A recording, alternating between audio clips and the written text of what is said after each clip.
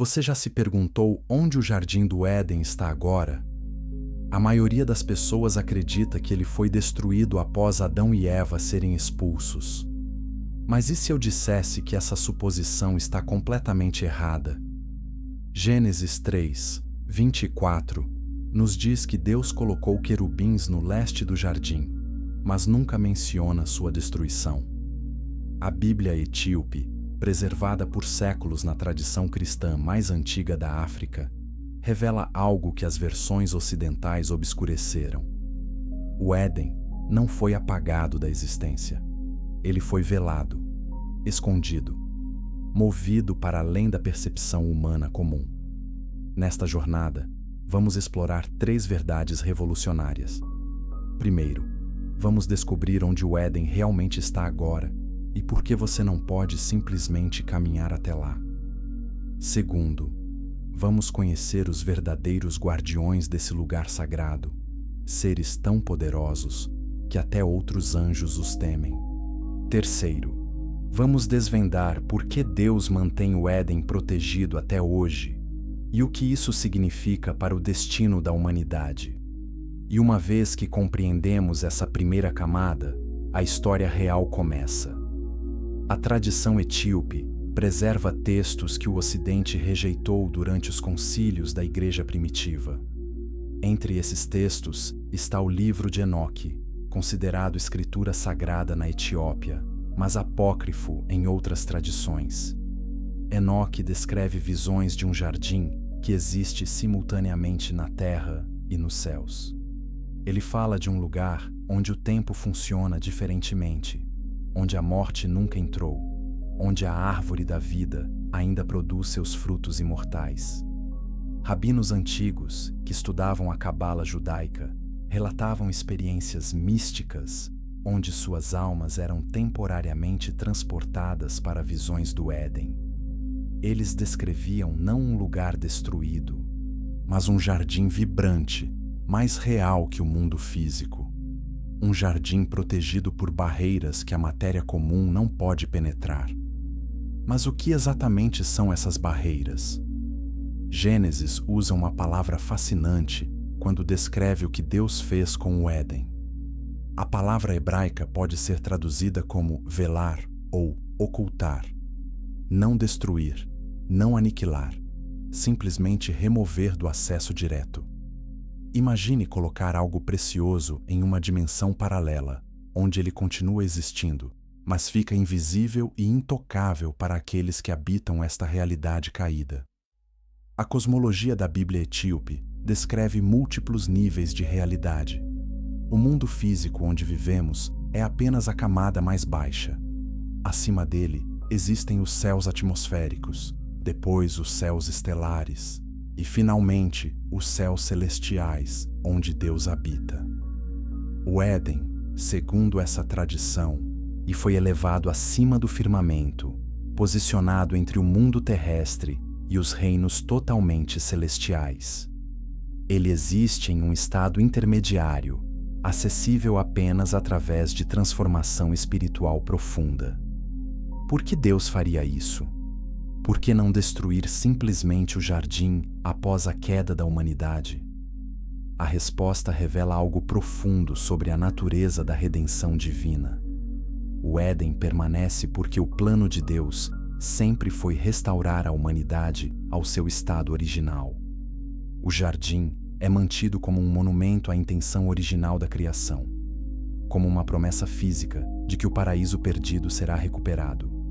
Apocalipse 2, 7 promete aos vencedores que comerão da árvore da vida que está no paraíso de Deus. Tempo futuro, não passado. A árvore ainda existe. O paraíso ainda está lá.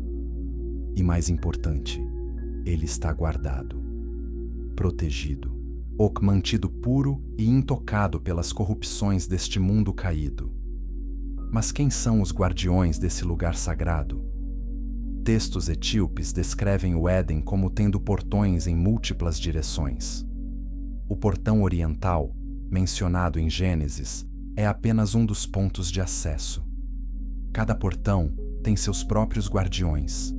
Cada guardião têm sua própria aparência aterrorizante. Cada um empunha armas espirituais que nenhum ser criado pode resistir. Esses não são anjos comuns designados para um turno de guarda. Eles foram criados especificamente para esta função única. A ideia de que o Éden foi destruído é um equívoco teológico que surgiu porque as pessoas não conseguem ver o jardim. Elas assumem que invisibilidade significa inexistência, mas a Bíblia consistentemente distingue entre destruição e ocultamento. Deus esconde coisas preciosas. Ele destrói coisas corrompidas além da redenção. O Éden, embora contaminado pela desobediência de Adão, nunca foi corrompido em sua essência. Então, foi preservado, não aniquilado. Estudiosos da tradição ortodoxa etíope apontam para liturgias antigas que falam do Éden no tempo presente. Orações que pedem a Deus que abra os olhos dos fiéis para vislumbrar o jardim escondido.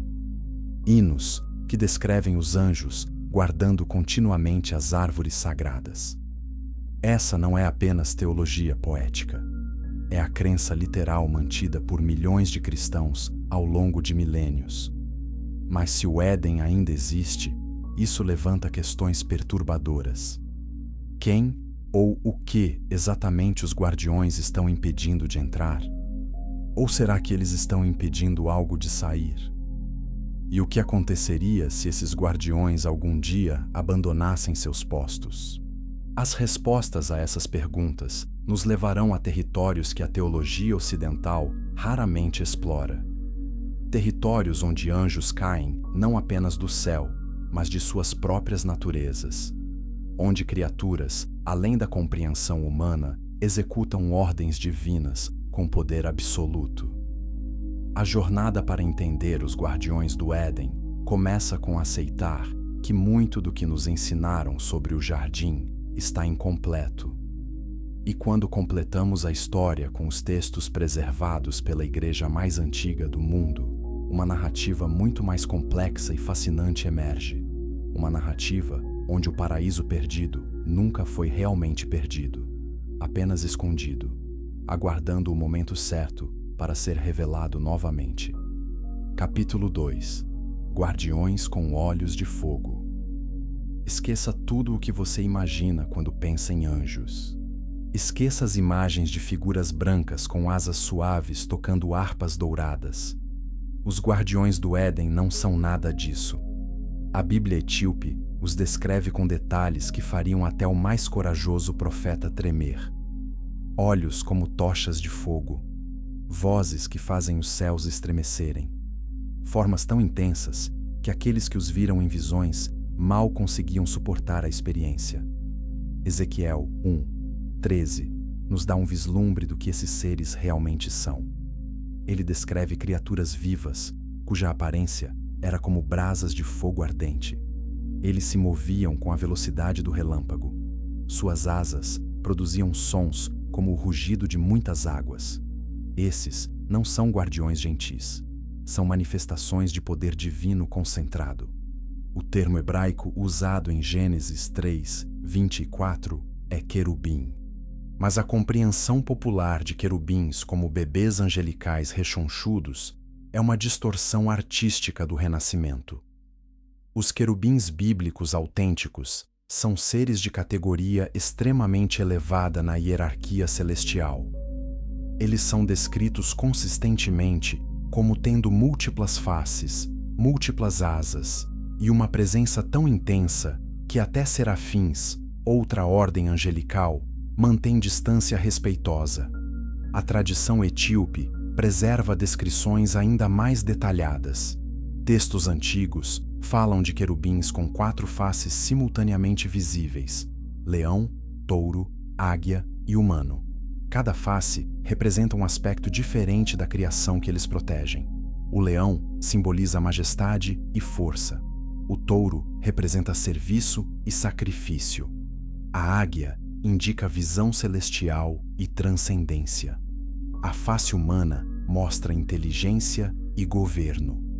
Por que Deus escolheria seres tão aterrorizantes para guardar o Éden? A resposta está na natureza do que está sendo protegido. O Éden não é apenas um jardim bonito. É o ponto de intersecção entre o céu e a terra. É onde a realidade espiritual e a realidade física se encontram da maneira mais pura. Proteger esse lugar requer seres que existem confortavelmente em ambos os reinos simultaneamente. Os guardiões não apenas ficam parados. Gênesis diz que eles foram posicionados para guardar o caminho para a árvore da vida. A palavra hebraica para guardar implica vigilância ativa, proteção em movimento. Eles patrulham, eles observam, eles respondem a qualquer aproximação. E sua capacidade de percepção vai muito além dos 5 sentidos humanos. Textos apocalípticos judaicos descrevem como os querubins podem ver através do tempo. Eles percebem não apenas o que é, mas o que poderia ser e o que será. Essa capacidade profética torna impossível surpreendê-los ou enganá-los. Qualquer ser que se aproxima dos limites do Éden é conhecido pelos guardiões antes mesmo de tomar a decisão de se aproximar. Mas aqui está algo que perturbará sua compreensão. Os guardiões não foram criados no momento em que Adão e Eva foram expulsos. Evidências textuais sugerem que eles já existiam, que eles serviam a Deus em capacidades diferentes antes da queda, e que foram redesignados para proteger o Éden apenas depois que a humanidade provou ser indigna de permanecer lá. O livro de Jubileus, altamente valorizado na tradição etíope, indica que os querubins foram criados no primeiro dia da criação, antes mesmo do sol e da lua. Eles pertencem à primeira ordem de seres criados. Sua antiguidade lhes confere autoridade sobre quase todas as outras criaturas. Eles respondem apenas a Deus e às ordens mais diretas da corte celestial. Inscreva-se agora para não perder as próximas revelações sobre esses seres extraordinários. Comentários abaixo. Você acha que os guardiões ainda estão cumprindo sua função original? Ou sua missão mudou ao longo dos milênios? A aparência física dos querubins é descrita de maneiras que desafiam a imaginação humana. Múltiplas testemunhas bíblicas que os viram em visões lutaram para encontrar palavras adequadas. Isaías os viu e caiu como morto. Daniel os viu e perdeu todas as suas forças. João, o apóstolo, os viu no Apocalipse e descreveu criaturas cobertas de olhos, por dentro e por fora. Por que tantos olhos? Porque nada escapa à vigilância desses guardiões. Eles veem em todas as direções simultaneamente. Eles percebem através de matéria sólida. Eles detectam intenções do coração antes que se manifestem em ações. Eles são a personificação da onisciência delegada de Deus. Enquanto Deus sabe tudo por sua própria natureza, os querubins recebem conhecimento específico necessário para sua função. As vozes dos guardiões são descritas como trovões. Quando eles falam, a própria estrutura da realidade reverbera. Isso não é uma característica aleatória, é funcional. Suas palavras carregam autoridade criativa. Quando um querubim declara algo, isso se torna realidade no domínio espiritual. Se eles declaram que uma passagem está fechada, nenhum poder criado pode abri-la. Textos etíopes mencionam que os guardiões nunca dormem. Eles não precisam de descanso. Eles não experimentam fadiga. A sua vigilância é literalmente eterna e ininterrupta. Desde o momento em que foram posicionados no leste do Éden até o presente momento, nenhum deles jamais fechou os olhos ou desviou sua atenção. Isso nos leva a uma pergunta perturbadora. Se esses seres são tão poderosos e vigilantes, por que textos apócrifos sugerem que algo ou alguém conseguiu se aproximar do Éden sem ser completamente destruído? A resposta envolve uma compreensão mais profunda de o que exatamente os guardiões estão autorizados a fazer versus o que eles são comandados a impedir. Nem toda aproximação resulta em destruição imediata. Alguns seres têm permissões limitadas, e alguns têm conhecimento de brechas nas ordens originais. Mas antes de explorarmos essas brechas perturbadoras, precisamos entender a arma mais misteriosa jamais mencionada nas Escrituras, a espada flamejante que gira continuamente. Porque essa não é uma arma comum empunhada por um guardião. Ela é algo muito mais estranho e muito mais aterrorizante. E o que você está prestes a descobrir sobre ela mudará completamente sua compreensão de como Deus protege seus lugares santos. Capítulo 3. A espada, que pensa Gênesis. 3:24 menciona algo que a maioria das pessoas lê rápido demais. Uma espada flamejante que girava em todas as direções para guardar o caminho para a árvore da vida. À primeira vista, parece apenas uma arma impressionante, mas analise as palavras mais cuidadosamente. A espada gira sozinha. Não está sendo balançada por um guardião. Ela se move independentemente. Isso significa que a espada não é apenas um objeto. Ela é uma entidade. A tradição judaica antiga debate a natureza exata dessa espada há milênios. Alguns rabinos argumentam que ela é uma manifestação da Shequina, a presença visível de Deus. Outros acreditam que é uma criatura angelical tomando a forma de uma espada. A Bíblia etíope sugere uma terceira opção ainda mais fascinante. A espada é uma extensão da própria vontade divina, moldada em forma física para um propósito específico. O fogo da espada não é fogo comum. Escrituras descrevem diferentes tipos de fogo divino. Há o fogo que aquece e ilumina, como a coluna de fogo que guiou Israel no deserto. Há o fogo que purifica, como o que os profetas experimentavam. E há o fogo que consome completamente, que destrói sem deixar resíduo. A espada flamejante pertence a esta terceira categoria. Seu fogo não deixa cinzas. Ele apaga da existência. Textos apocalípticos descrevem como a espada não apenas corta a matéria física, ela divide entre alma e espírito. Ela separa intenções verdadeiras de motivos falsos. Hebreus 4:12 usa linguagem similar ao descrever a palavra de Deus como uma espada que penetra até a divisão de alma e espírito. A espada flamejante do Éden pode ser uma manifestação literal desse princípio. O movimento de rotação é crucial. A espada gira em todas as direções. Isso cria uma barreira esférica completa. Não há ângulo de aproximação que não seja coberto. Não há momento de distração ou vulnerabilidade. A rotação é constante, eterna, implacável. Ela descreve um círculo de julgamento que nenhum ser não autorizado pode cruzar. Mas aqui está o que realmente perturba estudiosos da tradição etíope. A espada parece ter consciência. Ela não corta indiscriminadamente. Ela distingue entre aqueles que têm permissão divina para se aproximar e aqueles que não têm. Isso significa que a espada percebe. Ela avalia. Ela toma decisões, embora sempre em alinhamento perfeito com a vontade de Deus. Como um objeto pode pensar?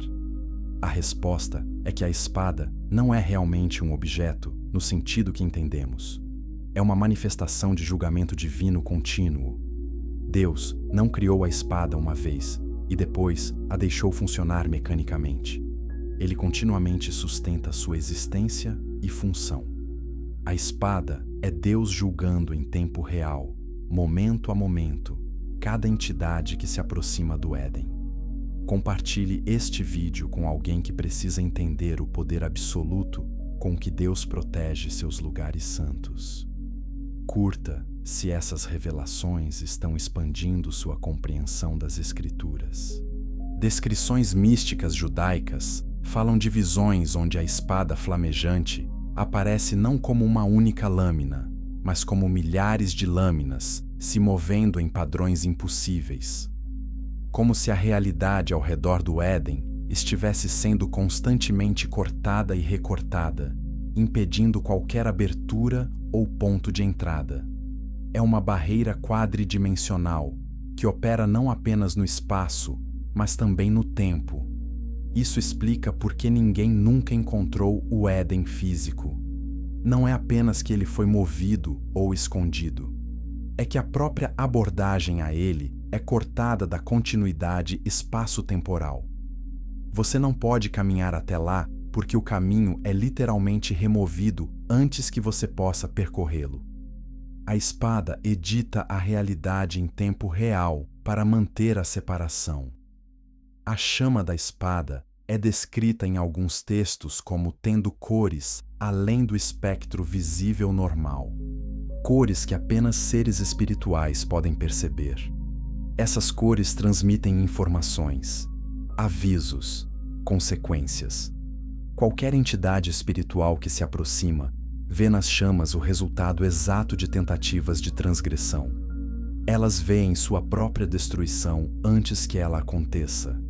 Isso serve como dissuasão final. Mas se a espada é tão poderosa e tão vigilante como os vigilantes, aqueles anjos caídos mencionados no livro de Enoque conseguiram acessar conhecimento que deveria estar confinado ao Éden. Como eles obtiveram os segredos que ensinaram à humanidade, segredos que levaram à corrupção pré-diluviana? A resposta envolve uma compreensão perturbadora da hierarquia celestial e das permissões que diferentes ordens de seres possuem. Alguns estudiosos etíopes propõem que os vigilantes não violaram diretamente o Éden.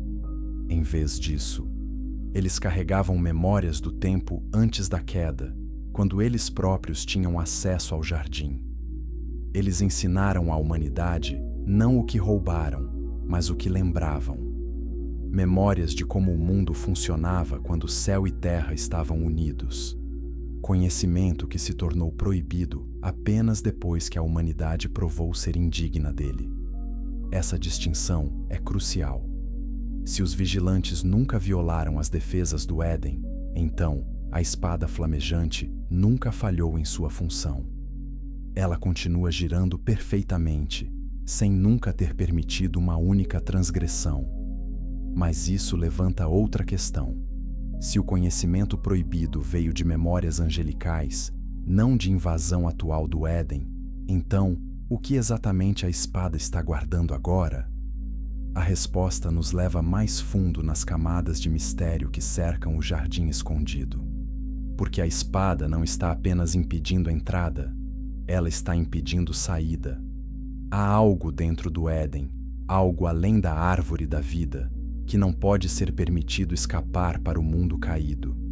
E a natureza dessa coisa guardada é tão perturbadora que até os textos mais completos apenas insinuam sua existência. Mas antes de revelar o que a espada realmente guarda, precisamos entender algo fundamental sobre os guardiões querubins. Algo que desafia a cronologia da criação, que a maioria dos cristãos aceita sem questionar.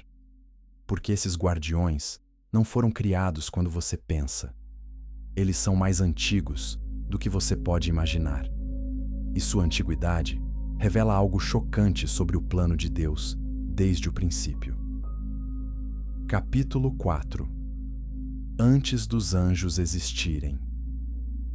Quando você pensa sobre a ordem da criação, provavelmente imagina Gênesis 1 como a história completa. Dia 1, luz. Dia 2, céus e águas. Dia 3, terra seca e plantas. Mas aqui está algo que teólogos etíopes perceberam há séculos. Gênesis 1 diz: no princípio, Deus criou os céus e a terra. Isso é um resumo, um título. Os versículos seguintes detalham a criação da terra. Mas e os céus? Quando exatamente foram criados os habitantes celestiais? O livro de Jubileus, tratado como escritura na tradição etíope, fornece uma cronologia mais completa. Ele descreve o primeiro dia da criação de forma diferente do Gênesis padrão. No primeiro dia, antes da luz ser pronunciada, Deus criou 8 categorias de seres espirituais: anjos de presença, anjos de santificação, anjos de espíritos e, mais importante para nossa investigação, querubins. Isso significa que os guardiões do Éden já existiam antes de Adão, antes da árvore da vida ser plantada, antes do próprio jardim ser formado. Eles pertencem à primeira onda de criação, existindo antes que o tempo fosse estabelecido para o mundo físico.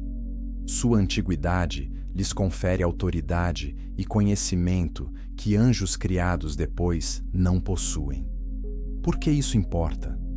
Porque significa que os querubins conheciam o plano completo de Deus antes que começasse a se desenrolar.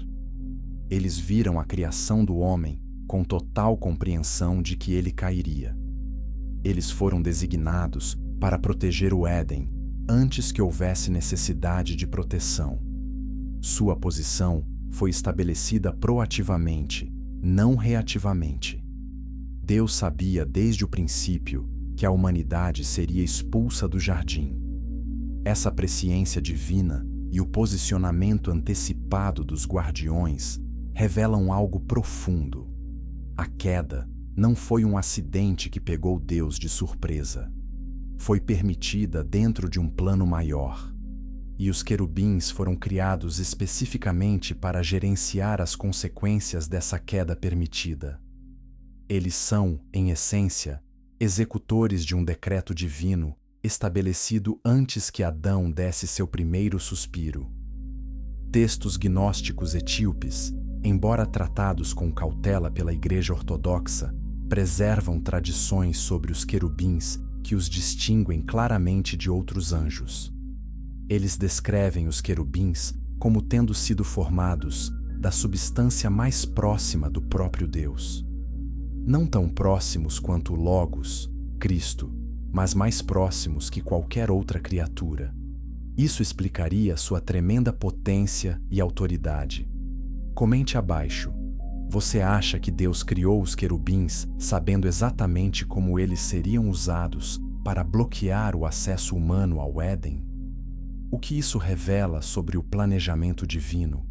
A hierarquia celestial descrita na Bíblia etíope coloca querubins acima da maioria das outras ordens angelicais, acima dos anjos mensageiros que aparecem aos profetas, acima dos principados e potestades mencionados por Paulo.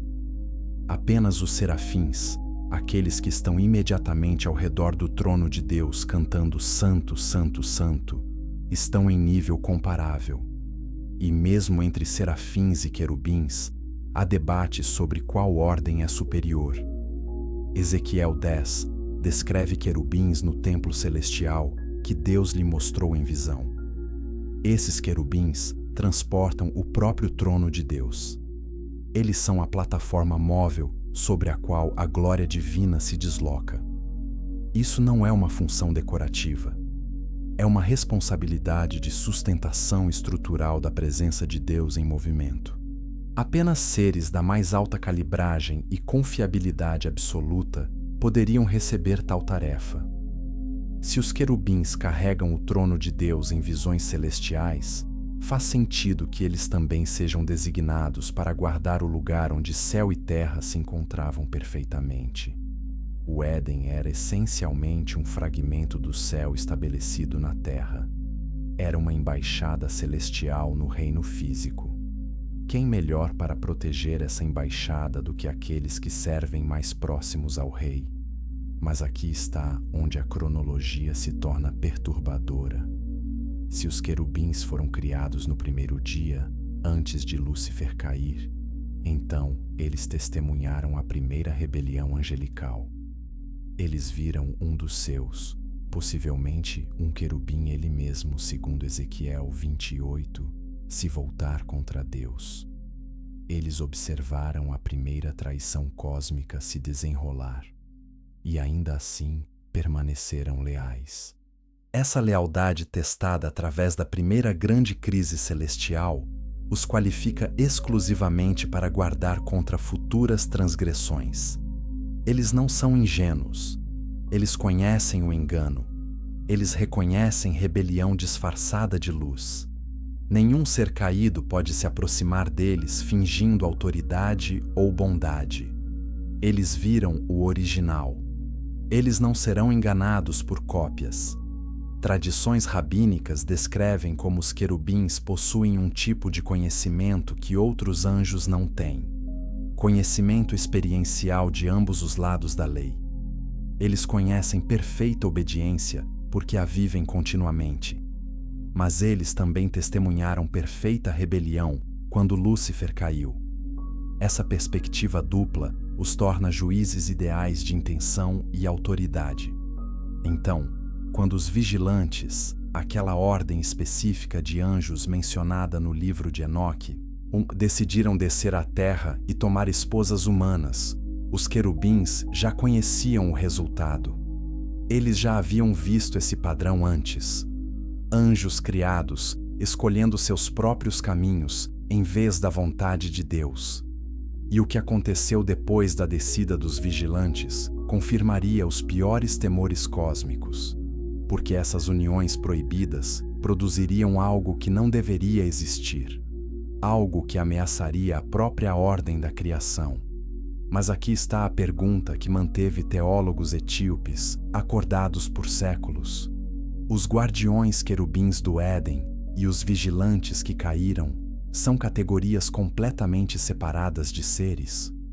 Ou haveria uma conexão mais profunda e mais perturbadora entre eles? E se alguns dos guardiões originais se tornaram os vigilantes? E se a queda angelical que pensamos entender é na verdade muito mais complexa e muito mais próxima do próprio Éden do que qualquer um quer admitir? Capítulo 5. Os vigilantes que caíram. O livro de Enoque é tratado como escritura canônica apenas pela Igreja Ortodoxa Etíope. O resto do cristianismo o considera apócrifo, interessante, mas não autoritativo. Mas essa rejeição remove uma peça massiva do quebra-cabeça bíblico, porque Enoque descreve eventos que preenchem lacunas enormes entre Gênesis 3 e Gênesis 6. Eventos envolvendo anjos chamados vigilantes, que tomaram uma decisão catastrófica. Gênesis 6, 1 a 4, menciona brevemente que os filhos de Deus viram que as filhas dos homens eram bonitas e tomaram esposas entre elas. Dessa união nasceram os Nefilins, gigantes que se tornaram os poderosos da antiguidade. A maioria das Bíblias modernas passa por esses versículos rapidamente, mas Enoque dedica capítulos inteiros detalhando exatamente quem eram esses filhos de Deus, por que eles desceram e o que eles ensinaram à humanidade. Os vigilantes eram uma ordem específica de anjos encarregados de observar a humanidade. Seu nome literal significa aqueles que estão acordados ou aqueles que vigiam. 200 deles, liderados por um anjo chamado Semiasa, conspiraram juntos. Eles fizeram um pacto, sabendo que o que planejavam era transgressão direta das ordens divinas. Eles desceram ao Monte Hermon e dali se espalharam entre as populações humanas. Aqui está onde a conexão com o Éden se torna impossível de ignorar. A função dos vigilantes, observar e proteger a humanidade à distância, espelha a função dos querubins, a guardar o Éden à distância da humanidade caída. Ambos os grupos são descritos com linguagem similar de vigilância eterna e olhos que nunca dormem. Ambos pertencem a ordens angelicais antigas, criadas para funções específicas de fronteira entre o divino e o humano. Seria possível que os vigilantes fossem originalmente parte da mesma ordem que os guardiões do Éden? que alguns querubins foram designados para guardar o jardim, enquanto outros foram designados para vigiar a humanidade agora fora do jardim, e que aqueles designados para vigiar a humanidade eventualmente se corromperam através de proximidade excessiva com os seres que deveriam apenas observar. Essa teoria explicaria por que o livro de Enoque descreve o conhecimento que os vigilantes ensinaram à humanidade como conhecimento que pertencia aos céus e não deveria ter sido revelado. Eles não inventaram magia, metalurgia, cosméticos, astrologia e feitiçaria. Eles ensinaram conhecimentos celestiais que possuíam por sua própria natureza como seres criados próximos a Deus. Conhecimento similar ao que foi guardado no Éden. Inscreva-se agora para descobrir mais sobre as conexões ocultas entre os guardiões fiéis e os vigilantes caídos. Curta se você está começando a ver padrões nas escrituras que nunca notou antes.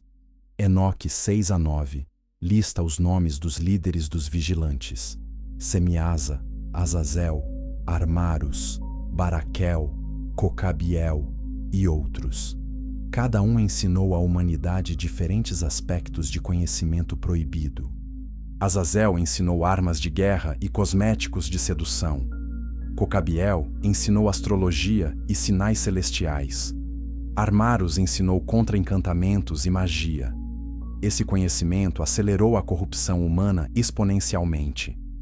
Gênesis 6:5 registra que viu o Senhor que a maldade do homem se multiplicara sobre a terra e que toda a imaginação dos pensamentos de seu coração era só má continuamente. Esse versículo vem logo depois da menção dos nefilins. A conexão é clara. A intervenção dos vigilantes catalisou um nível de depravação que forçou Deus a enviar o dilúvio. A queda angelical causou a quase extinção humana. Mas aqui está o detalhe perturbador que a tradição etíope preserva. Os vigilantes não apenas ensinaram e procriaram, eles foram aprisionados. Enoque descreve vales profundos nas regiões escuras da terra, onde os vigilantes foram acorrentados até o julgamento final. 2 Pedro 2:4 confirma isso. Deus não poupou anjos que pecaram, mas os lançou no inferno, prendendo-os em abismos tenebrosos. Se os vigilantes estão aprisionados, então, quem são os seres demoníacos que atormentam a humanidade hoje? A tradição etíope responde: são os espíritos desencarnados dos nefilins. Quando os gigantes morreram no dilúvio, seus corpos pereceram, mas seus espíritos, sendo híbridos não previstos na ordem criada, não tinham lugar para ir, nem céu, nem Sheol. Eles ficaram presos na terra como espíritos errantes, os demônios que atormentam a humanidade até hoje. Essa cosmologia preenche lacunas que a teologia ocidental deixa abertas. De onde vêm os demônios? Por que eles procuram possuir corpos humanos? Por que Jesus os lançou em porcos quando não havia humanos disponíveis? Porque eles são espíritos que anseiam por corporeidade, memórias de quando habitavam os corpos gigantes dos nefilins antes do dilúvio. Mas voltando aos vigilantes prisioneiros, se eles estão acorrentados em abismos, significa que eles não estão mais circulando o Éden. Eles não estão mais cumprindo qualquer função original que possam ter tido. Isso implicaria que os guardiões querubins que vemos em Gênesis 3:24 permaneceram fiéis enquanto outros de sua ordem caíram. Uma divisão dentro da mesma categoria de seres. Ezequiel 28, embora geralmente interpretado como referindo-se a Lúcifer, usa linguagem específica. Você era um querubim ungido como guardião. Você estava no Éden, o jardim de Deus. Esse ser coberto de pedras preciosas estava no Éden. Ele era um querubim, e ele caiu. Se um querubim que estava no Éden pôde cair, outros também poderiam. Talvez os vigilantes sejam exatamente isso. querubins originais que abandonaram seus postos. Essa interpretação faz o crime dos vigilantes ainda mais grave. Eles não eram apenas anjos menores desobedecendo. Eram guardiões de alta patente, abandonando responsabilidades cósmicas críticas. Eram seres que conheciam intimamente a santidade de Deus, escolhendo poluição.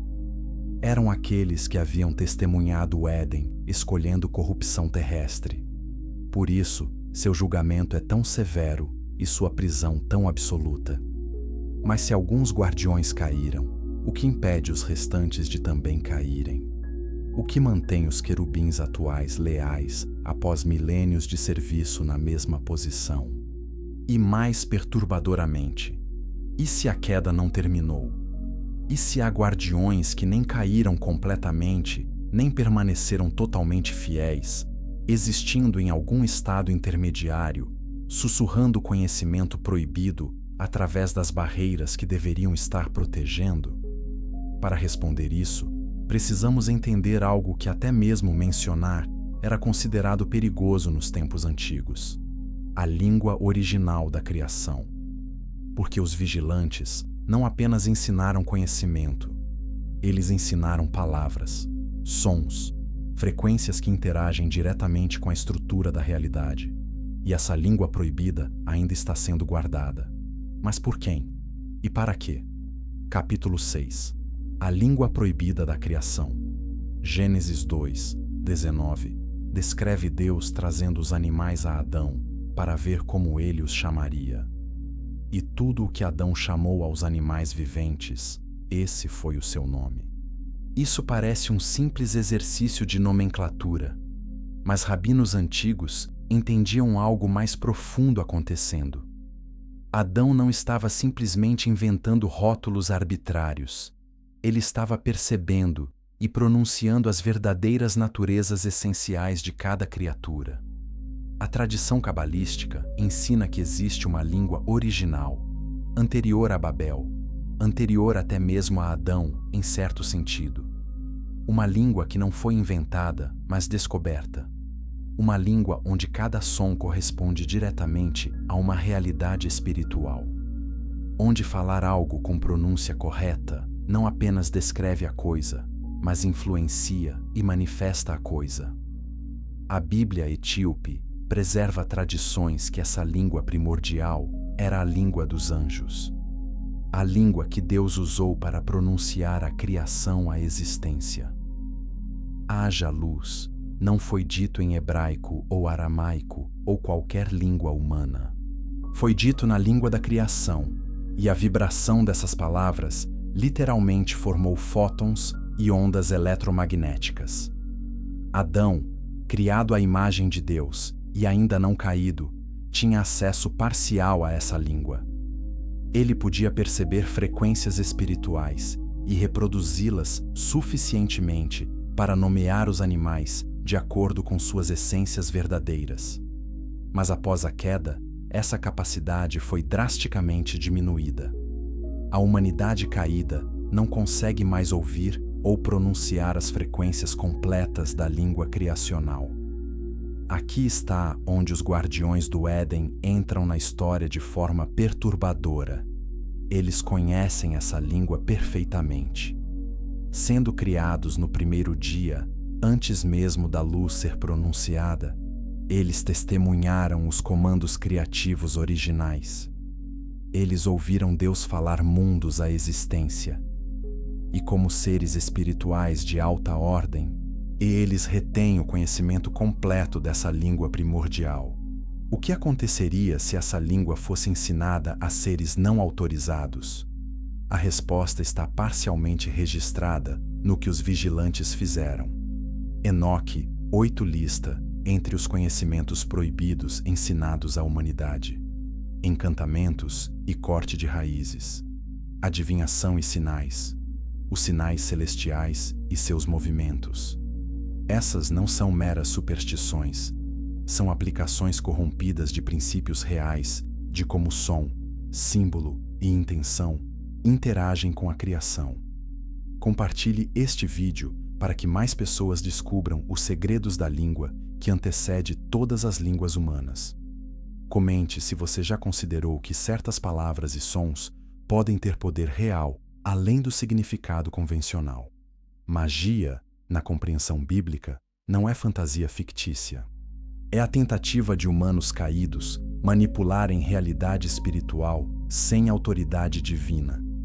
É tentar usar a gramática da criação sem permissão do Criador. E funciona, até certo ponto, porque a estrutura da criação responde a certas chaves, mesmo quando usadas por mãos não autorizadas. É por isso que Deus proíbe magia tão severamente. Não porque ela é falsa, mas porque ela é real e perigosa. Os vigilantes ensinaram à humanidade fragmentos corrompidos da língua primordial, mantras e encantamentos que são ecos distorcidos de palavras de poder reais. Séculos depois, esses ecos permanecem em práticas ocultistas, palavras mágicas, nomes de poder, línguas angelicais falsificadas. Todas são sombras distantes do real. Mas aqui está a revelação que a Bíblia etíope preserva. A língua completa, não corrompida, ainda está sendo guardada. Ela não foi perdida ou destruída. Ela está contida e protegida dentro do Éden velado. Os guardiões querubins a conhecem, a pronunciam continuamente em suas vigílias, mas nunca a ensinam a entidades não autorizadas. Por que Deus preservaria essa língua, em vez de simplesmente apagá-la da existência após a queda? Porque a redenção final da criação exigirá seu uso. Quando céu e terra são reunidos, quando o Éden é restaurado, quando a maldição é completamente removida, a humanidade redimida precisará falar a língua do mundo restaurado. E essa língua será novamente a língua da criação. Apocalipse 2, 17. Promete aos vencedores uma pedrinha branca, e na pedrinha escrito um nome novo, o qual ninguém conhece, senão aquele que o recebe. Esse nome novo não será em português, inglês ou qualquer língua humana corrente. Será na língua primordial, o verdadeiro nome espiritual da pessoa redimida. E pronunciar esse nome será pronunciar sua essência transformada à existência plena. Então, os guardiões do Éden não estão apenas protegendo árvores e um jardim físico. Eles estão protegendo a própria gramática da realidade não caída. Eles são bibliotecários cósmicos, guardando o vocabulário que pode reformatar a criação. Nenhum ser caído pode ser permitido acesso a isso, porque usariam esse conhecimento para desafiar a própria soberania de Deus.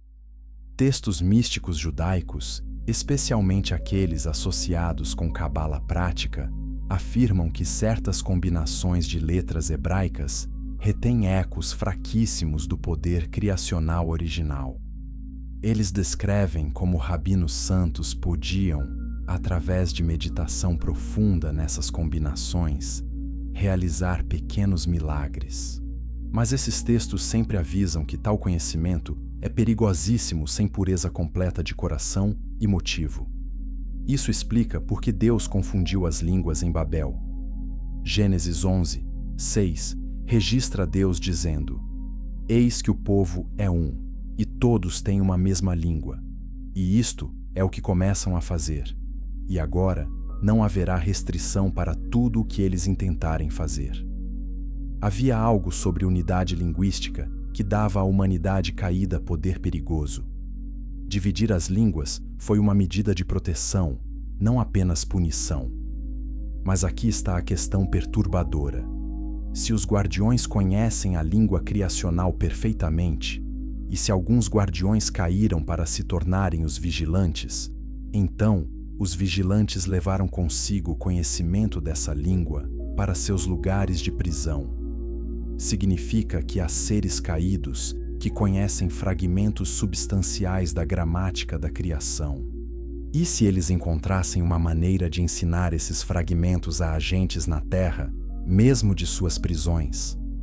Essa possibilidade nos leva ao mistério mais perturbador da queda dos vigilantes. O que exatamente eles acessaram antes de descerem? De onde veio o conhecimento específico que ensinaram? Porque se você analisa a lista completa do que foi revelado, muito disso parece conhecimento que poderia vir apenas de dentro do próprio Éden. Como se, antes de descerem, eles tivessem visitado o jardim escondido. E se a própria árvore do conhecimento do bem e do mal desempenhou um papel na origem dos Nefilins. Capítulo 7. O segredo por trás dos Nefilins. Gênesis 6:4 é um dos versículos mais enigmáticos de toda a Bíblia. Havia gigantes na terra naqueles dias, e também depois, quando os filhos de Deus conheceram as filhas dos homens e delas geraram filhos. Estes eram os valentes que houve na antiguidade, os homens de fama. 26 palavras em português que lançaram milhares de anos de debate teológico. A interpretação padrão é simples. Anjos tiveram relações com mulheres humanas, e os filhos dessas uniões eram gigantes de força sobre-humana.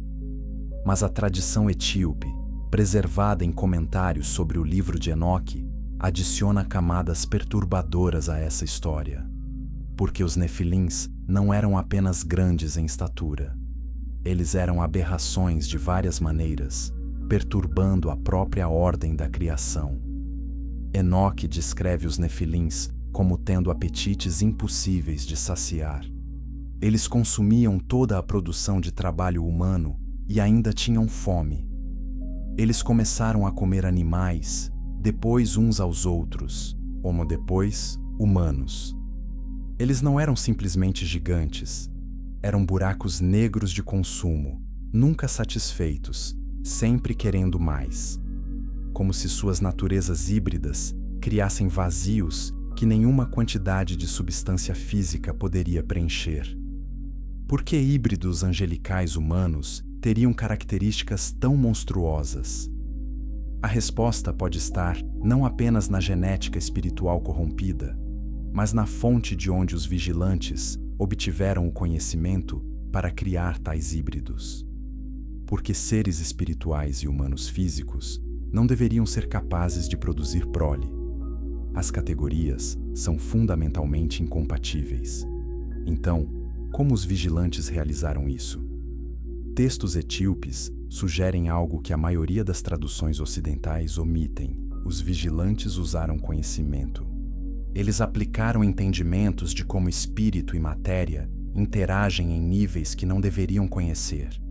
Eles, essencialmente, hackearam a criação, forçando uma união que Deus nunca pretendeu. E de onde viriam tais conhecimentos de engenharia de criação?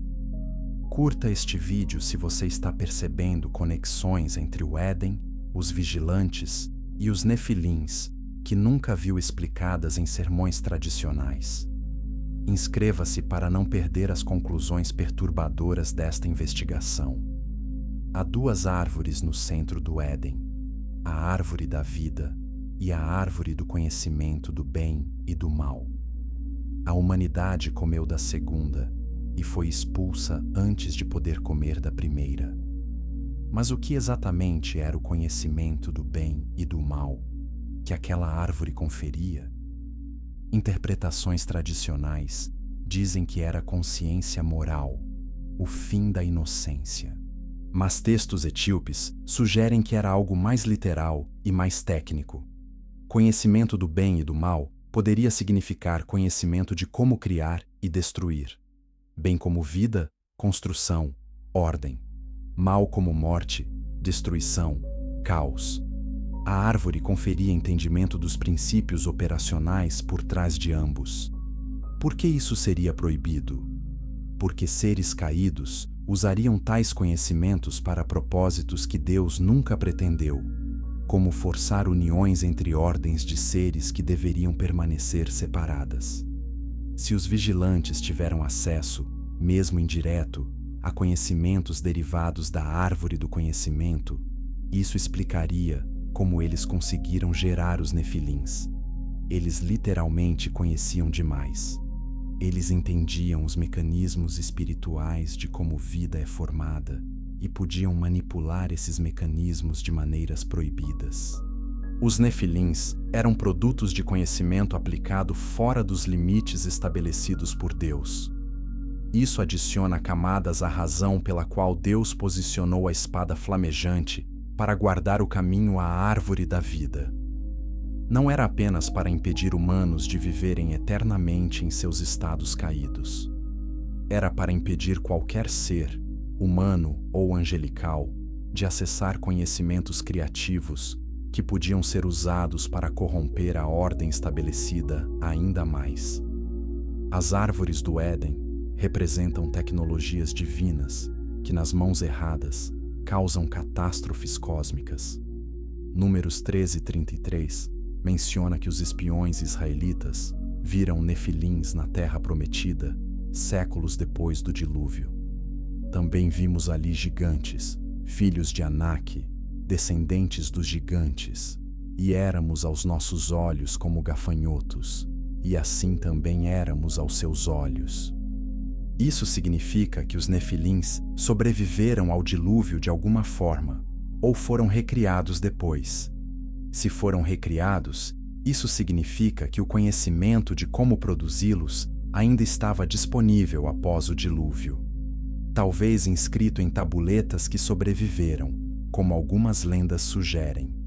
Ou talvez mantido em memórias de seres espirituais que não morreram no dilúvio. Os vigilantes estavam aprisionados, mas outros seres caídos ainda circulavam. E se eles retinham o conhecimento proibido ensinado pelos vigilantes? A campanha de Josué para conquistar Canaã envolve comandos divinos específicos para exterminar completamente certas populações, incluindo os descendentes dos nefilins. Essa severidade chocante faz mais sentido quando entendemos que essas não eram apenas populações humanas pecaminosas. Eram linhagens geneticamente corrompidas que ameaçavam a pureza da espécie humana da qual o Messias deveria nascer. Permitir sua sobrevivência arriscava contaminar toda a humanidade. Então, os nefilins eram parte de um ataque estratégico contra o plano de redenção.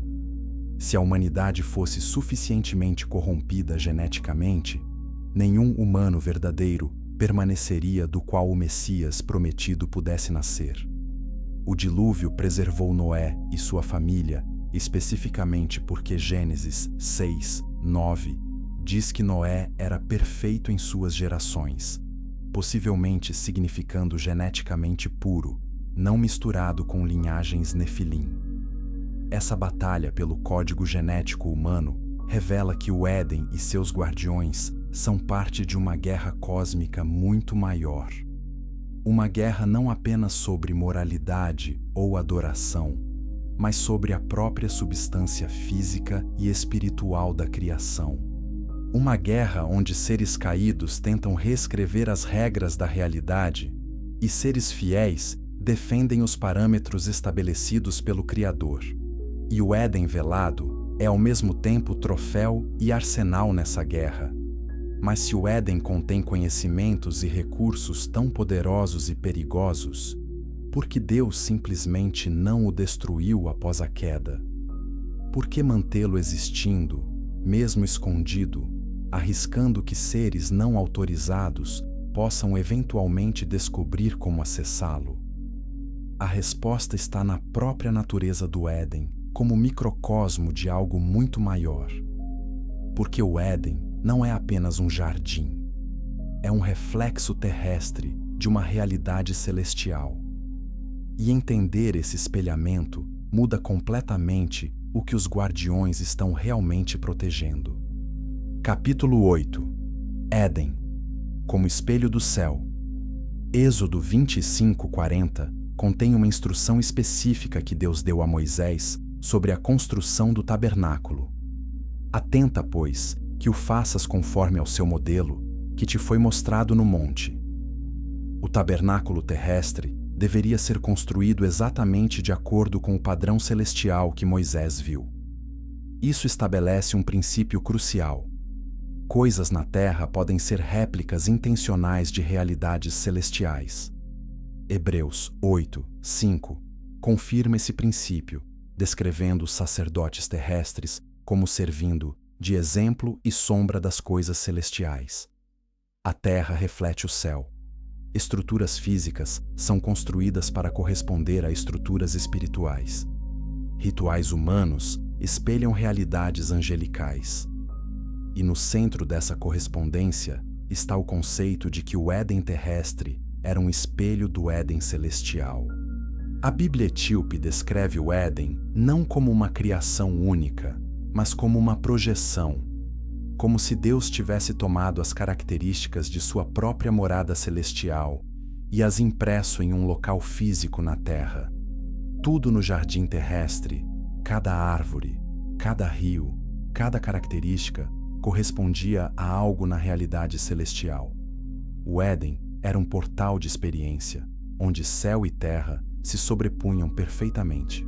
Isso explica por que Gênesis 2 descreve Deus andando no jardim na viração do dia.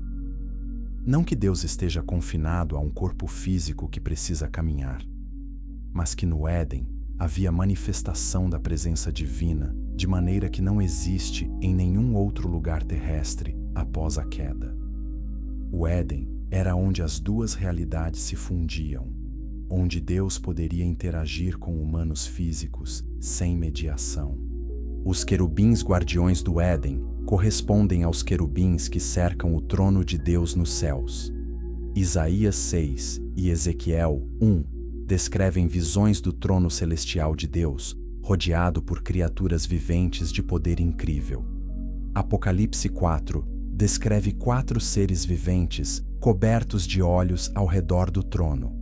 Esses são os querubins celestiais. E os querubins guardando o Éden são suas contrapartes terrestres, posicionados simetricamente. Isso significa que quando os querubins foram posicionados no leste do Éden, não foi uma decisão arbitrária. Foi o estabelecimento na terra de uma configuração que já existia nos céus. Como acima, assim embaixo. O padrão celestial sendo replicado terrestre. E essa replicação mantém uma conexão viva entre as duas realidades. Comente abaixo sua opinião. Você acha que outros lugares na Terra ainda funcionam como pontos de conexão entre o natural e o sobrenatural? Compartilhe este vídeo com alguém que está interessado em como realidades celestiais e terrestres interagem. A árvore da vida no Éden corresponde a algo no céu. Apocalipse 22:2 descreve a árvore da vida, que produz 12 frutos, dando seu fruto de mês em mês, e as folhas da árvore são para a cura das nações. Essa é a árvore da vida na Nova Jerusalém celestial, mas ela já existia no Éden terrestre. 2 locais, uma realidade espiritual conectada. Essa correspondência sugere que o que está sendo guardado no Éden terrestre é simultaneamente protegido no Éden celestial. Os guardiões não estão apenas protegendo um pedaço de terra velado em algum lugar. Eles estão mantendo a integridade de um ponto de conexão entre dimensões. Se esse ponto fosse violado, se a correspondência fosse rompida, teria repercussões em ambos os reinos. É por isso que a queda de Adão foi tão catastrófica. Não apenas porque ele desobedeceu uma regra, mas porque sua desobediência quebrou a harmonia perfeita entre céu e terra que o Éden representava. O pecado introduziu uma dissonância que tornou impossível para os 2 reinos permanecerem sobrepostos. O espelho rachou.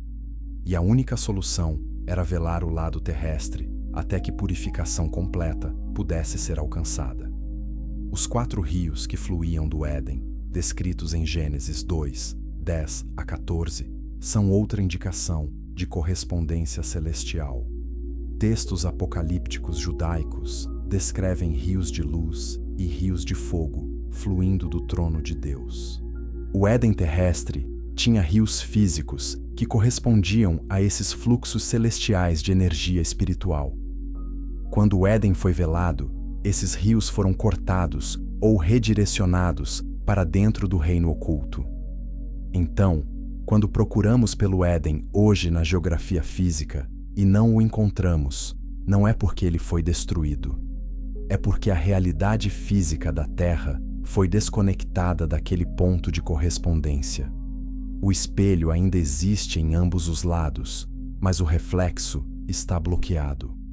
Os guardiões mantêm esse bloqueio até o tempo designado para a restauração. A Nova Jerusalém, descrita em Apocalipse 21 a 22, é essencialmente o Éden restaurado e expandido. Ela desce do céu para a terra, reunindo novamente as duas realidades.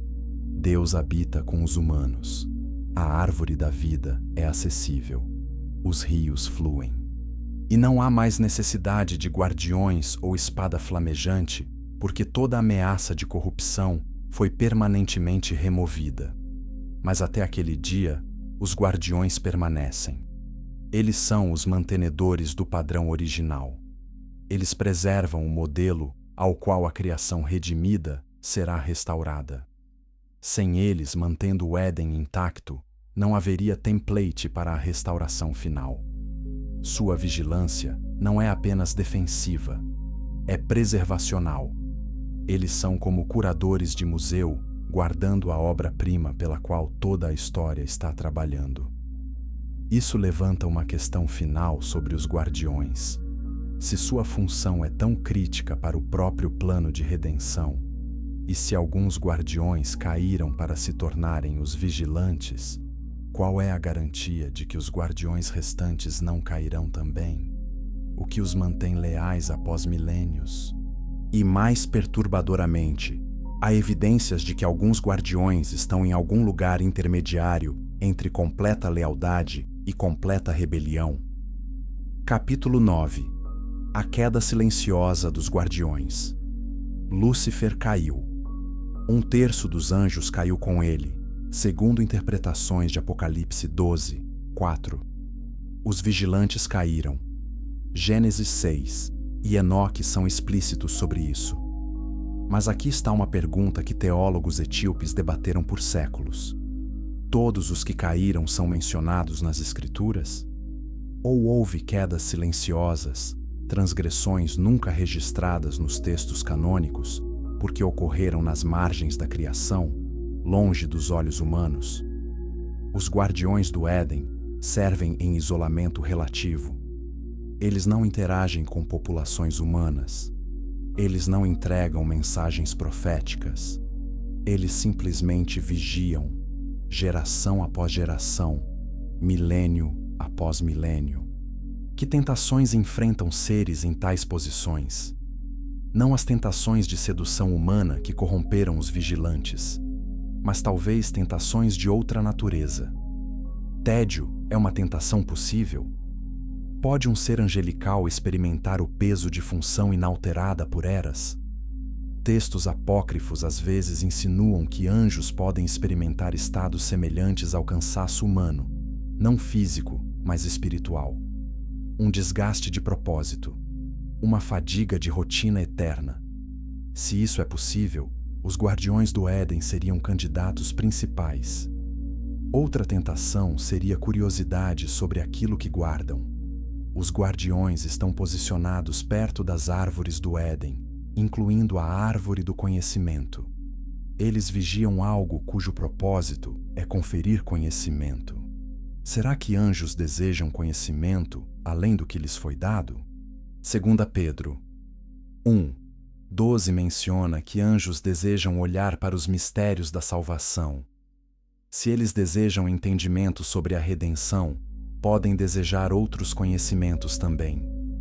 E se alguns guardiões, ao longo de milênios, começaram a questionar por que devem negar acesso a conhecimento que eles mesmos possuem? Por que a árvore deve ser protegida se seu conhecimento poderia iluminar? Essa linha de raciocínio espelha a do próprio Lúcifer antes de sua queda. E seria especialmente potente para seres cuja existência inteira gira em torno de vigiar, mas nunca tocar, proteger, mas nunca experimentar. Há lendas judaicas sobre anjos caídos que não se juntaram abertamente à rebelião de Lúcifer, nem à transgressão dos vigilantes, mas que se tornaram ambivalentes, cumprindo suas funções mecanicamente, sem a devoção original. São chamados de os mudos, onanjos que não mais cantam louvores a Deus, mas não abertamente se rebelam. Eles existem em estado de obediência fria, técnica, sem amor. Inscreva-se para descobrir se alguns guardiões do Éden podem ter entrado nesse estado intermediário. Curta se você está percebendo que a lealdade angelical pode ser mais complexa do que categorias simples de fiel ou caído. Se houver guardiões em tal estado, eles ainda cumprem sua função? Provavelmente sim, porque hábito e decreto original os compelem. Mas estariam eles completamente confiáveis? Poderiam estar permitindo pequenas violações? Sussurrando pequenos fragmentos de conhecimento através das barreiras que devem manter absolutamente seladas? Isso explicaria certas tradições ocultistas que afirmam receber conhecimento de anjos do Éden ou guardiões dos portões. Essas tradições são geralmente descartadas como pura invenção ou engano demoníaco. Mas e se algumas delas representam contato real com guardiões que se tornaram ambivalentes? Que não abandonaram totalmente seus postos, mas começaram a vazar informação? Tal vazamento seria uma forma de queda lenta, não a dramática rebelião de Lúcifer, não a transgressão óbvia dos vigilantes, mas erosão gradual de obediência absoluta. Cada pequena violação seria tecnicamente traição, mas tão sutil que talvez até o guardião transgressor racionalize que não constitui verdadeira queda. Essa possibilidade é aterrorizante porque sugere que as defesas do Éden podem não ser tão absolutas quanto Gênesis 3, 24 implica. A espada flamejante gira perfeitamente, mas os querubins que trabalham ao lado dela são seres com vontades, e vontades podem enfraquecer. As resoluções podem erodir. Lealdade pode silenciosamente apodrecer de dentro, enquanto a aparência externa permanece inalterada. Há precedente escritural para anjos corrompidos, ocupando posições de autoridade por períodos prolongados. Daniel 10, 13 menciona o príncipe do reino da Pérsia, que resistiu ao anjo mensageiro por 21 dias. Esse príncipe era claramente um ser espiritual territorial caído, mas um que mantinha posição de influência. Se anjos caídos podem manter posições de autoridade sobre reinos terrestres, poderiam guardiões marginalmente caídos manter posições de autoridade sobre os portões do Éden? A resposta provavelmente é não, se entendermos a mecânica espiritual corretamente. Deus não permitiria guardiões comprometidos em uma função tão crítica. Mas o fato de a questão poder ser levantada revela o quão dependente o cosmos é de criaturas que escolhem continuamente fidelidade. Mesmo anjos precisam renovar suas escolhas continuamente. Lealdade não é estado estático, mas ato contínuo de vontade. Talvez seja por isso que Apocalipse descreve criaturas ao redor do trono de Deus, cantando Santo, Santo, Santo dia e noite, sem cessar. Não porque Deus precise ser lembrado de sua santidade, mas porque as próprias criaturas precisam renovar continuamente seu reconhecimento dela.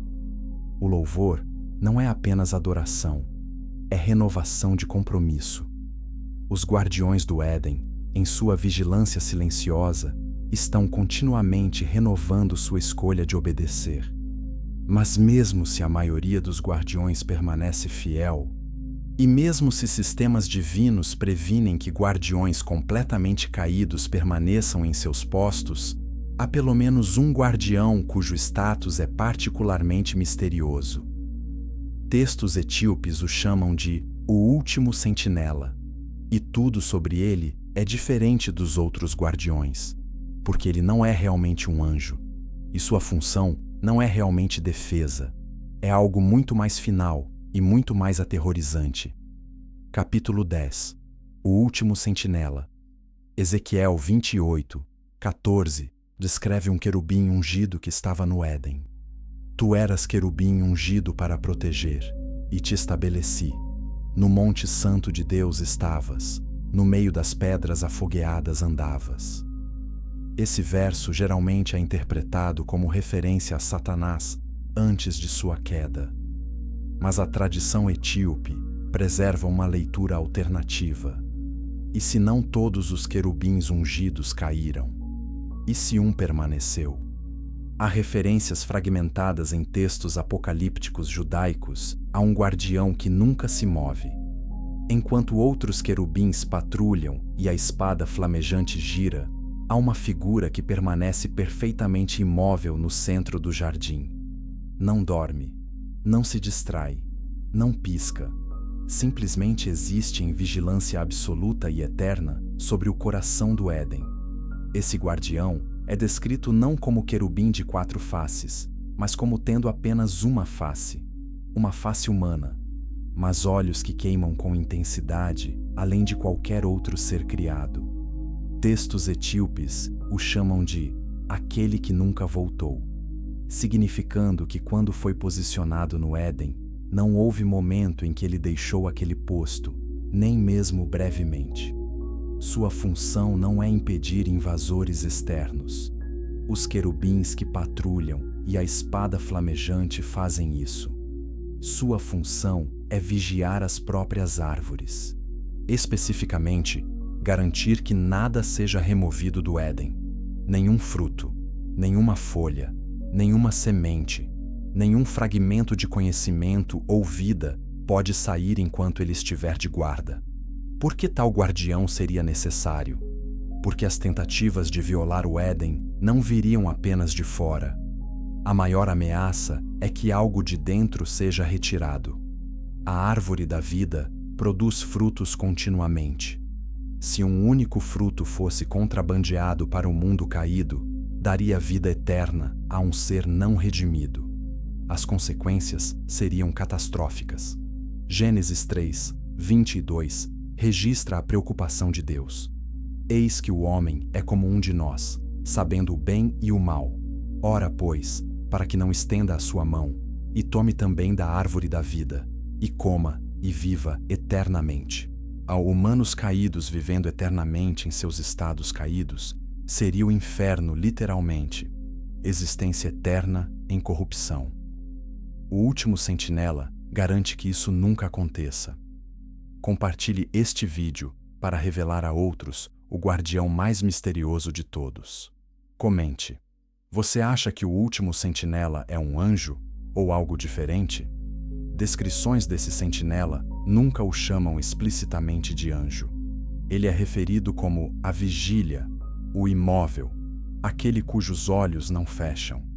Alguns textos etíopes sugerem que ele não é criatura no sentido normal. Ele é manifestação direta da justiça de Deus.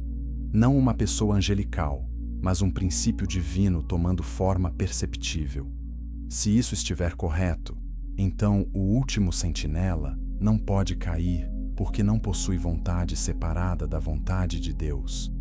Ele não escolhe obedecer. Ele é obediência personificada. Ele não decide permanecer. Ele é permanência em essência. Ele é como a espada flamejante, mas consciente e pessoal de maneiras que a espada não é. Sua aparência humana é significativa. Enquanto outros querubins têm múltiplas faces animais, mostrando aspectos diferentes da criação, o último sentinela tem face humana singular.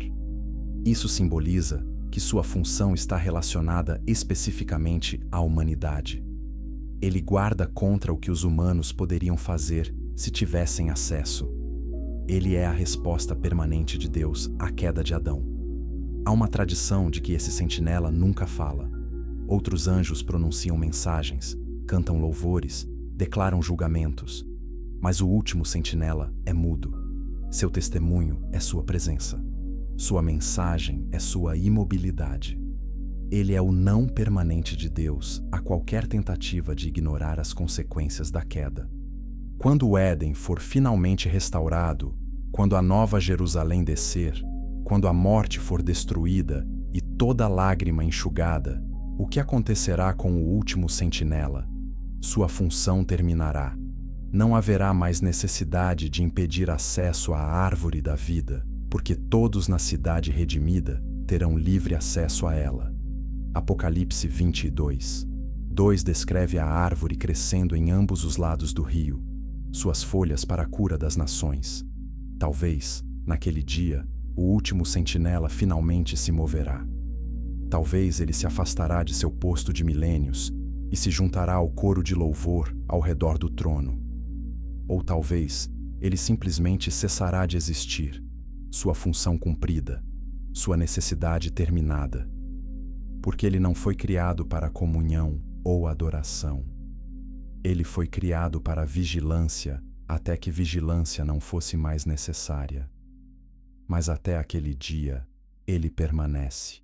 E centro do Éden velado, olhos sempre abertos, garantindo que o coração do jardim permaneça intocado. Ele é a resposta final de Deus a qualquer ser, humano ou angelical, que pergunta: e se eu pudesse apenas alcançar a árvore da vida? A resposta é não. E essa resposta tem forma. E essa forma nunca dorme. Sua existência é simultaneamente confortante e aterrorizante. Confortante porque significa que os planos de Deus não podem ser contornados. Aterrorizante porque significa que há um ser cuja existência inteira é barreira entre nós e o que foi perdido. Ele é o lembrete constante de que estamos exilados, que o paraíso está fechado, que não há atalhos de volta, mas essa barreira não é eterna. Apocalipse 21, 25 diz que os portões da Nova Jerusalém nunca serão fechados. Quando a redenção for completa, guardas não serão mais necessários. E aquele que nunca se moveu poderá finalmente descansar, mas até então ele permanece. O último sentinela, o guardião final, a vigília que nunca termina. E agora precisamos enfrentar a questão final. O que tudo isso significa para nós hoje? Capítulo 11. O que eles ainda guardam. Hoje vivemos milhares de anos após Adão ser expulso do Éden. Tecnologia transformou a Terra. Civilizações ascenderam e caíram. Mas em algum lugar, em uma realidade velada além de nossa percepção normal, os guardiões ainda estão lá. A espada ainda gira. O último sentinela ainda vigia. Por quê? O que eles guardam que ainda é relevante hoje? A resposta mais óbvia: a árvore da vida. Apocalipse promete aos vencedores que comerão dela. Isso significa que ela ainda existe, ainda produz frutos, ainda contém o poder de conferir vida eterna. Os guardiões a protegem até o momento designado, quando os redimidos terão acesso legítimo a ela. Mas há camadas mais profundas. Os guardiões também protegem o próprio conceito de limites estabelecidos por Deus. Eles encarnam o princípio de que existem linhas que criaturas não devem cruzar, conhecimentos que não devem ser buscados, poderes que não devem ser tomados. Em uma era que rejeita limites absolutos, os guardiões do Éden representam a verdade imutável de que Deus estabelece fronteiras, e essas fronteiras são para nosso bem. Eles também guardam esperança. O Éden não foi destruído, foi preservado. Isso significa que restauração sempre foi o plano. Deus não descartou seu projeto original. Ele o protegeu, mantendo-o puro e intacto, esperando o dia quando humanos redimidos podem ser readmitidos sem contaminar o que foi preservado. Os guardiões nos lembram que há realidades além do que vemos. O materialismo moderno insiste que apenas o físico mensurável é real, mas a própria existência de um Éden velado guardado por seres espirituais poderosos, declara que há mais na criação do que microscópios e telescópios podem detectar. Há reinos espirituais operando continuamente, invisíveis, mas profundamente reais. A história dos vigilantes nos avisa sobre as consequências de cruzar limites estabelecidos. Eles eram seres de imenso poder e conhecimento. Mas quando decidiram que sabiam melhor que Deus como usar suas capacidades, o resultado foi catástrofe cósmica. Os nefilins, a corrupção pré-diluviana, quase extinção da raça humana. Seus exemplos nos ensinam que conhecimento sem autoridade divina é destrutivo. Inscreva-se e ative as notificações para mais revelações de textos bíblicos antigos que o Ocidente ignorou. Curta se você está percebendo quantas camadas das Escrituras nunca foram ensinadas na escola dominical. A língua primordial guardada pelos querubins nos ensina sobre o poder inerente de palavras e sons. Vivemos em uma era que trata a linguagem casualmente, como se palavras fossem apenas convenções arbitrárias.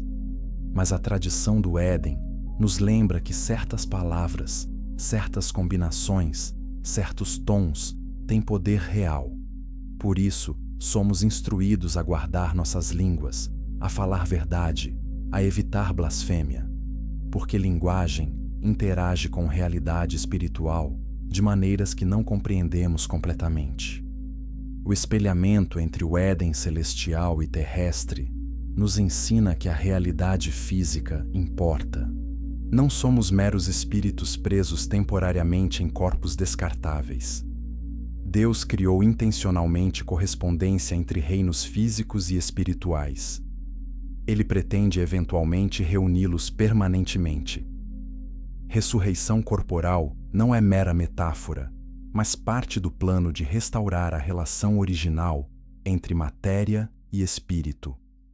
A possível ambivalência de alguns guardiões nos avisa que lealdade deve ser renovada continuamente.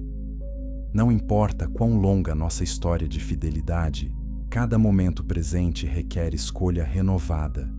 Tradição passada não garante obediência futura. Mesmo os seres angelicais devem escolher continuamente servir a Deus. Quanto mais nós, humanos fracos e tentados, o último sentinela, aquele guardião imóvel no coração do Éden, nos mostra o que justiça absoluta parece.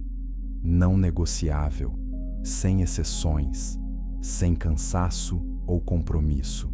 E ele é o que merecemos, barreira permanente entre nós e a vida, consequência justa de nossa rebelião. Mas ele também revela a graça de Deus por contraste, porque Deus não nos deixa eternamente separados. Ele providenciou um caminho através da barreira. Jesus Cristo é esse caminho. Ele não contornou os guardiões do Éden. Ele não violou os decretos de justiça. Ele os cumpriu. Ele viveu a vida de obediência perfeita que Adão falhou em viver. Ele sofreu a morte que a desobediência merecia. Ele ressuscitou, quebrando o poder da morte que nos mantém exilados do paraíso. E quando subiu ao céu, ele abriu um novo caminho de acesso à presença de Deus. Hebreus 10, 19 a 20 diz: Tendo, pois, irmãos, ousadia para entrar no santuário, pelo sangue de Jesus, pelo novo e vivo caminho que ele nos consagrou, pelo véu, isto é, pela sua carne. Cristo é o novo caminho. Não de volta ao Éden antigo, mas avante ao Éden restaurado e glorificado. Os guardiões não bloqueiam aqueles que vêm através de Cristo, porque Cristo satisfez a justiça que eles representam. Isso significa que os guardiões não são nossos inimigos permanentes. Eles são servos temporários de um decreto que Cristo já pagou. Quando finalmente entrarmos na Nova Jerusalém, os querubins que guardaram o caminho podem muito bem estar entre aqueles que nos dão boas-vindas. Sua função terá mudado de excluir os impuros para celebrar os purificados. Enquanto isso, enquanto ainda vivemos neste mundo caído, os guardiões continuam sua vigília. Eles nos lembram do que perdemos, do que está sendo preservado, do que será restaurado. Eles encarnam a paciência de Deus, ou mantendo o paraíso intacto por milênios, até que o número completo dos redimidos seja alcançado. Então, o que os guardiões guardam hoje? Eles guardam nosso futuro. Eles guardam a promessa física de que Deus cumprirá o que prometeu. Eles guardam a árvore cujos frutos comeremos. Eles guardam o jardim onde andaremos novamente. Eles guardam o testemunho de que o plano de Deus, desde o princípio, era não apenas criação, mas criação, queda, redenção, glorificação. E naquele dia final, quando a morte for lançada no lago de fogo, quando a nova Jerusalém descer como noiva adornada, quando Deus enxugar toda lágrima, os guardiões poderão finalmente baixar suas armas. A espada flamejante cessará de girar. O último sentinela se moverá de seu posto. E ouviremos palavras que ecoam o convite original que Adão recebeu, mas perdeu. Bem-vindo ao jardim. É para isso que você foi criado. Entre e coma livremente da árvore da vida. Até aquele dia, eles vigiam. E porque eles vigiam, temos esperança.